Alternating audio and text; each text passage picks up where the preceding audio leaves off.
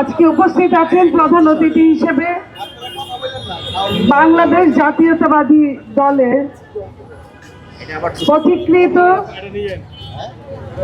সমস্ত বাংলাদেশের বিএনপির নারীদের অগ্রাধিকার পাওয়ার মতো যিনি সমস্ত বাংলাদেশের নারীদের নিয়ে কাজ করেছেন, প্রত্যেকটা জেলায় জেলায় থানায় থানায় গিয়েছেন, সমস্ত বাংলাদেশের নারীদেরকে যিনি এক নামে চেনেন, আগামীতে নারীদের মূল্যায়নের জন্য যার আমরা মনে করি সর্বোচ্চ যার হাত সম্প্রসারিত থাকবেন, আজকের প্রধান অতিথি মহিলা দলের সংগ্রামী সভাপতি জনাব আফরোজা আব্বাস। উপস্থিত বাংলাদেশ জাতীয়তাবাদী দল আমরা যেটুকু দিতে চাই, নারী হিসেবে আমরা যাকে খুব কাছে পেয়েছিলাম আজকে উনি আমাদের মাঝে নেই। আমরা কি হারিয়েছি আমরা তাও জানি না। সেই আজকে আমি সমস্ত আমার শ্রদ্ধাঞ্জলি আমি দেশনেত্রী বেগম খালেদা জিয়া, আমাদের নারীদের অগ্রদূত বাংলাদেশের তার উপর ন্যস্ত করলাম। প্রিয় বন্ধুরা, গিফট টু গেইন 2026 সালে নারীদের প্রতিপাদ্য বিষয় হচ্ছে গিফট টু গেইন। সফলতার জন্য যে আপনারা আমাদেরকে দিবেন, কতটুকু আমরা পেয়েছি।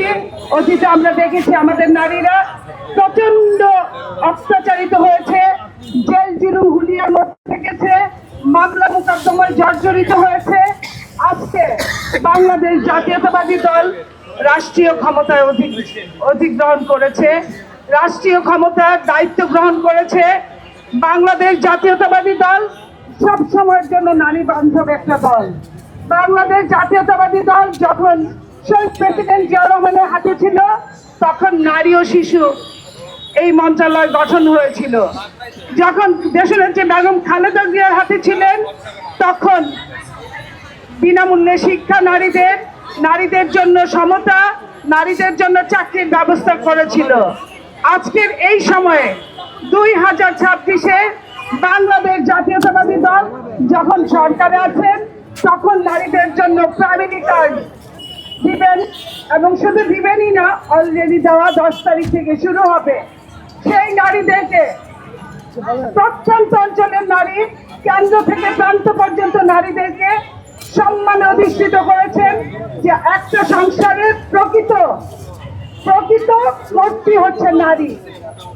নারী যদি চায় তার সংসার ভালো থাকে, নারী যদি চায় তার সংসার সুখে থাকে, নারী যদি চায় তার সংসার শিক্ষায় শিক্ষিত হয়।